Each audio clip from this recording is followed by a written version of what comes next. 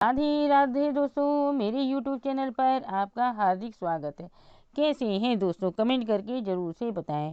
दोस्तों, आज मैं बात करूंगी एकादशी की। फागुन मास कृष्ण पक्ष एकादशी की जो एकादशी होती है उसे विजया एकादशी के नाम से बुलाया जाता है। दोस्तों, ये इसके बहुत से नियम होते हैं, तो उनको ज़रूर से फॉलो किया। नियम नहीं मालूम है तो मेरे चैनल पर एकादशी के नियम की वीडियो पड़ी है, आप उसे ज़रूर से देखें। एकादशी के दिन क्या करना चाहिए? एक दिन पहले से चावल और मांसाहारी चीज़ें और लहसुन प्याज वगैरह नहीं खाना चाहिए।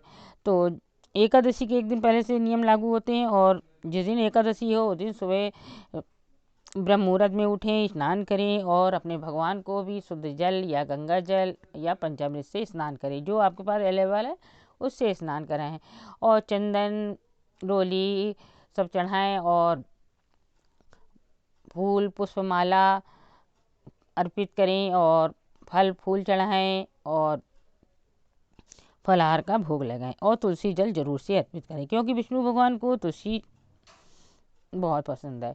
विष्णु भगवान के अवतारों की भी पूजा की जा सकती है, जैसे कृष्ण भगवान, लड्डू गोपाल, जो भी आपके पास हैं उनको ही आप स्नान कराइए, भोग लगाइए और पूजा कीजिए, और साथ में तुलसी जी की भी पूजा कीजिए। चलिए हम सुनाते हैं विजया एकादशी व्रत कथा। इन कथाओं में अर्जुन को इतना आनंद आ रहा था कि उनका मन तृप्त नहीं हो रहा था।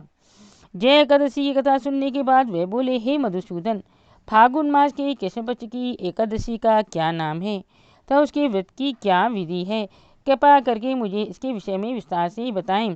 भगवान श्री कृष्ण बोले, हे पार्थ, फागुन मास के कृष्ण पक्ष की एकादशी का नाम विजया है। उसके व्रत के प्रभाव से मनुष्य को विजय मिलती है। उस विजया एकादशी के महात्म्य के श्रवण व पठन से समस्त पाप नष्ट हो जाते हैं। एक समय देव ऋषि नारद ने जगत पिता ब्रह्मा जी से कहा, हे ब्रह्मा जी, आप मुझे फागुन मास के कृष्ण पक्ष की विजया नामक एकादशी का व्रत विधान बताने की कृपा करें। ब्रह्मा जी बोले, हे पुत्र, विजया एकादशी का व्रत प्राचीन तथा नवीन पापों को नष्ट करने वाला है। इस एकादशी की विधि मैंने आज तक किसी से नहीं कही, किंतु तुम्हें बताता हूँ। वह यह समस्त मनुष्यों को विजय प्रदान करता है। अब विस्तृत कथा सुनो। त्रेता युग में मर्यादा पुरुषोत्तम श्री राम जी को जब 14 वर्ष के लिए वनवास हो गया, तब वह श्री लक्ष्मण जी तथा माता सीता सहित पंचवटी में निवास करने लगे। उस समय महापापी रावण ने श्री सीता जी का हरण कर लिया। इस दुखद समाचार से श्री राम जी तथा लक्ष्मण जी अत्यंत व्याकुल हुए और सीता जी की खोज में चल दिए। घूमते घूमते वे मरणासन जटायु के पास जा पहुँचे। जटायु ने उन्हें सीता जी के हरण का पूरा वृतांत सुनाया और भगवान श्री राम जी की गोद में प्राण त्याग कर स्वर्ग को चला गया। कुछ आगे चलकर राम लक्ष्मण जी की सिकुड़ी के साथ मित्रता हो गई और वहां उन्होंने बाली का वध किया। श्री हनुमान जी ने लंका में जाकर सीता जी का पता लगाया और सीता जी ने श्री रामचंद्र जी तथा सुग्रीव की मित्रता का वर्णन किया। वहां से लौटकर हनुमान जी श्री राम जी के पास आए और अशोक वाटिका के सब समाचार कहे। तब श्री रामचंद्र जी के सुग्रीव की सहमत से वानरों तथा भालुओं की सेना सहित लंका को प्रस्थान किया।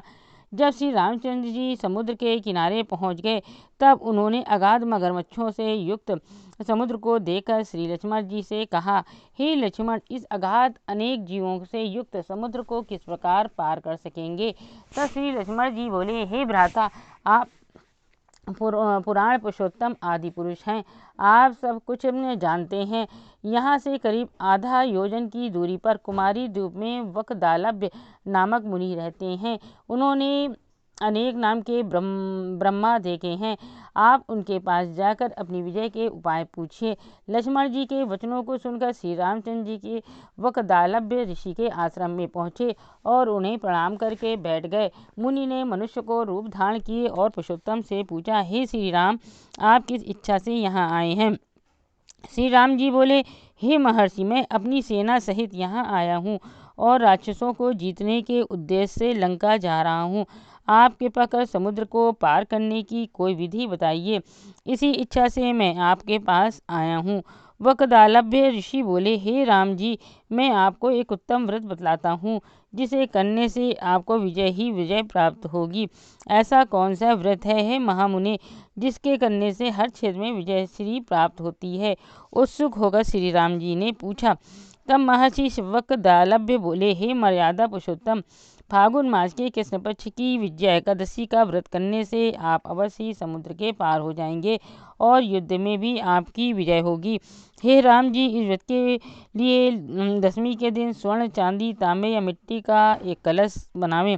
उस कलश को जल से भरकर तथा उस पर पंचपल्लव रखकर उसे वेदिका पर स्थापित करें। उस कलश के नीचे सतनजा अनाज मिले हुए और ऊपर से जौ रखें। उस पर श्री नारायण भगवान की स्वर्ण की प्रतिमा स्थापित करें। एकादशी के दिन स्नान आदि नित्य कर्म से निवृत्त होकर धूप, दीप, नैवेद्य, नारियल आदि से भगवान की पूजा करें। वे सारा दिन भक्तिपूर्वक कलश के सामने व्यतीत करें और रात्रि को भी उसी तरह बैठे रहकर जागरण करना चाहिए। द्वादशी के दिन नदी या तालाब के किनारे स्नान आदि से निवृत्त होकर उस कलश को ब्राह्मण को दे देना चाहिए। हे राम, यदि आप इस व्रत को सेनापतियों के साथ करेंगे तो अवश्य विजय होंगे। तब मर्यादा पुरुषोत्तम श्री राम जी ने मुनि की आज्ञानुसार विधि पूर्वक विजया एकादशी का व्रत किया और उसके प्रभाव से दैत्यों के ऊपर विजय पाई। अतः हे राजन, जो मनुष्य इस व्रत को विधि पूर्वक करेगा उसकी दोनों लोकों में विजय होगी। श्री ब्रह्मा जी ने नारद जी से कहा था, हे पुत्र, इस व्रत का महात्म्य सुनता या पढ़ता है उसे वाजपेयी यज्ञ के फल की प्राप्ति होती है। विष्णु भगवान को किसी भी रूप में पूजन मानव मात्र की समस्त मनोकामनाएं पूर्ण करता है। भगवान राम हालांकि स्वयं विष्णु के अवतार थे, अपितु अपनी लीलाओं के चलते प्राणियों को सद्मार्ग दिखाने के लिए उन्होंने विष्णु भगवान के निमित्त इस व्रत को किया। विजय की इच्छा रखने वाला कोई भी मनुष्य इस व्रत को करके अनंत फल का भागी बनता है। विजया एकादशी का व्रत प्राणी मात्र को हर क्षेत्र में विजय श्री प्रदान करता है। बोलो एकादशी भगवान की जय, बोलो विष्णु भगवान की जय, लक्ष्मी नारायण की जय। ये थी फागुन मास विजया एकादशी व्रत कथा। वीडियो अच्छी लगे तो ज़्यादा से ज़्यादा शेयर कीजिएगा, ये बहुत ही बड़ा पुण्य का काम है। और वीडियो को लाइक और मेरे चैनल को ज़रूर से सब्सक्राइब कीजिएगा। चलिए अगली वीडियो मिलते हैं। राधे राधे।